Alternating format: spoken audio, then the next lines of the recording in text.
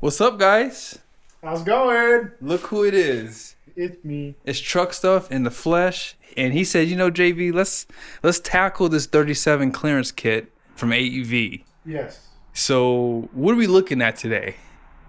Well, we've got a little bit of trimming to do. Mm-hmm. We've got a little bit of fender modification, a little bit of frame modification. Nothing structural, so to say, on the frame, except for the front frame support mount. Anyway, it's a very well-designed kit. AEV wouldn't put it out if it wasn't. Mm-hmm. But, yeah, we get to do some frame cutting and some body cutting. Yes, sir. Let's go ahead and jump into it. So far, we had to remove the wheel wells, the front skid plate with the closeouts here. And these are these plastic pieces. We're going to have to cut these. And you have to remove your fender flares. Remember to unplug them. Yes, unplug your lights from the fender flare. You also have to remove these brackets and the one back there.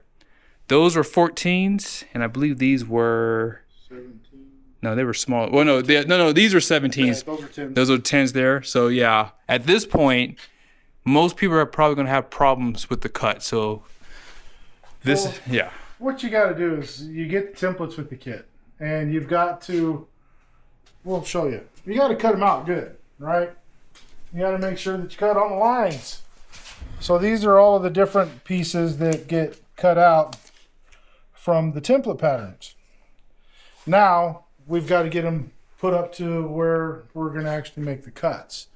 So we're going to go ahead and figure out exactly where these go on there and get them stuck on there, make some lines so that we can follow that, and then we'll come back to you and show you that. All right. So stick around. Don't go nowhere. We'll be right back. All right. So we just get our stuff, our small parts packages.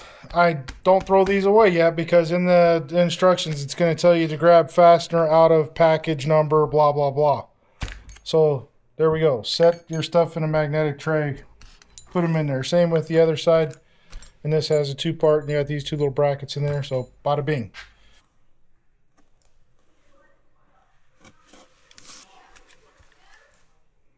So we are going to cut these out so that we can align them with spots already drilled on the fender.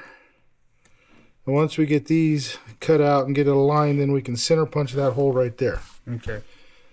So it's pretty self-explanatory. Once you stumble over the instructions once or twice, like we did, and go, it doesn't make sense.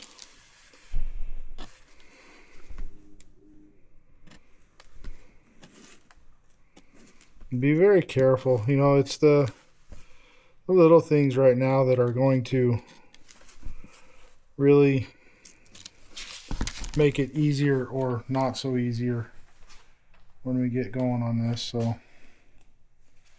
Yeah, slow and steady wins this race, right? yeah, you could say that. So we get those lined up where we cut those holes out, and then we went from the back side of the template where it gives you the center punch spot and center punch. Nice. And that gives you that little spot. Now we can drill that hole. We'll go to the other side, line it up, and do the same thing over there.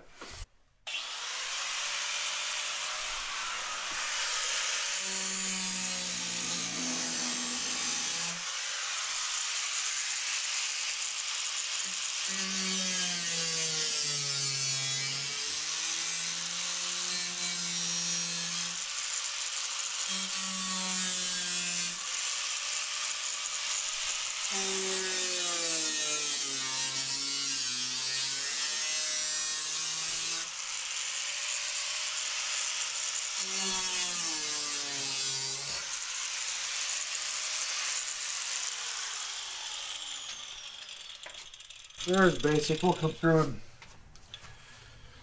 make it a little bit better.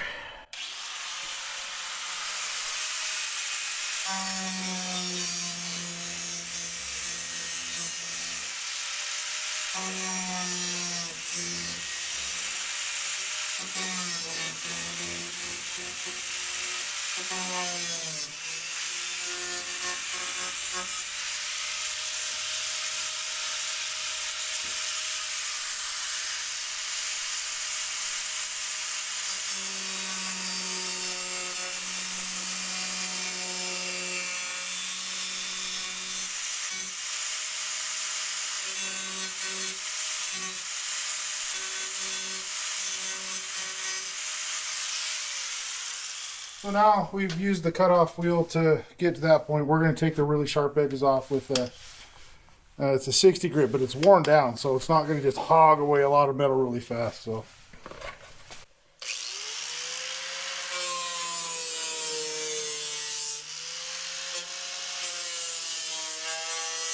And this is why we do it, to get those off of there.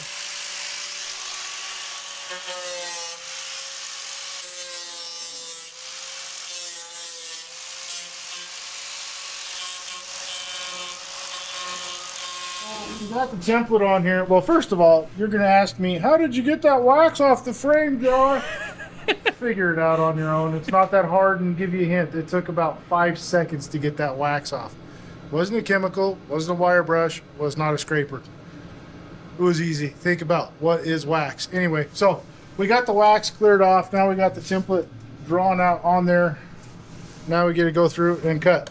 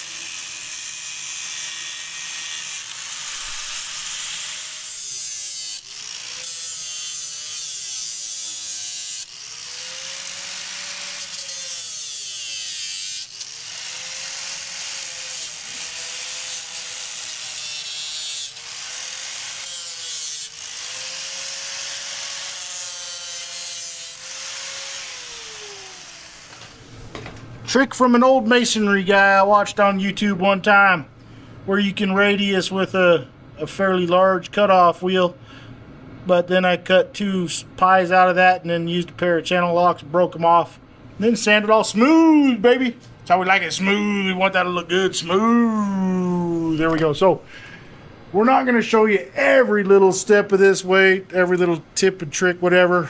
Again, I'm not going to teach you how to do it. I want you to bring it to me so I can do it for you. But anyway, here we go.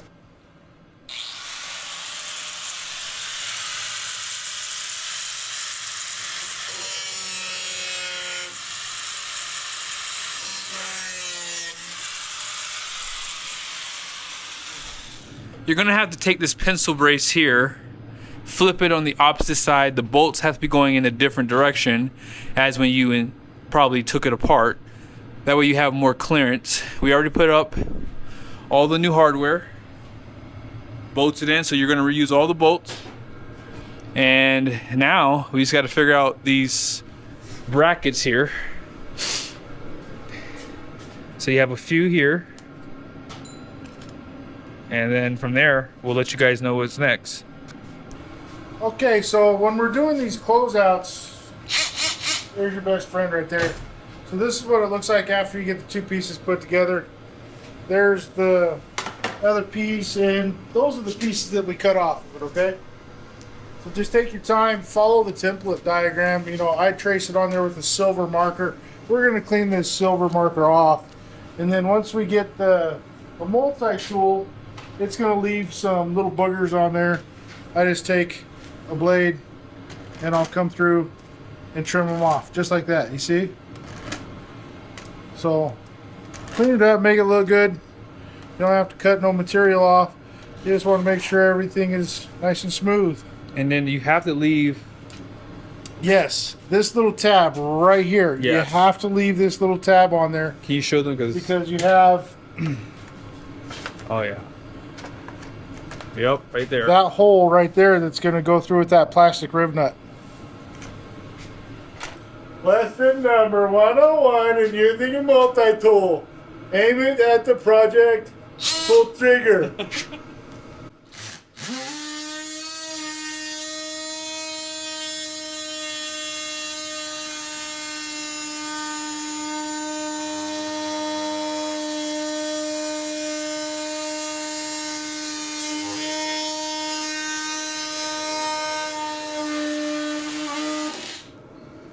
Just like that. Just like that. Don't shut it off yet. You see that?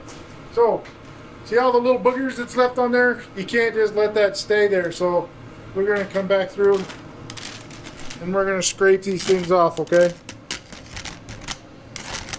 If you feel so inclined and you trust yourself, you can also do this.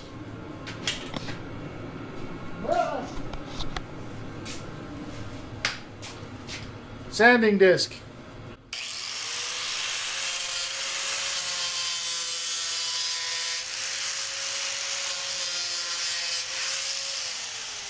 Very, very, very light touch. Especially when you got 36 grit on there. But even still, you have to come through with a blade and you have to knock all of this off just to make it look good. And you want it smooth so somebody doesn't cut their fingers on it, right? Now, hopefully you guys can see this. We ran out of time with filming because it was late that evening and we just had to knock this out. I will admit though, get a hot knife for these cuts. This will probably be the hardest part of the whole install, cutting your fender flare, because you only get one shot. And I should have waited, like Josh said. He said, hey, let's wait, get a hot knife to do this. And I was like, I just want to knock this out. So we did it the best we could, meaning I did. So this is replaceable. Fender flares are not that expensive. So if I want to redo it in the future, not a big deal. Not really worried about it.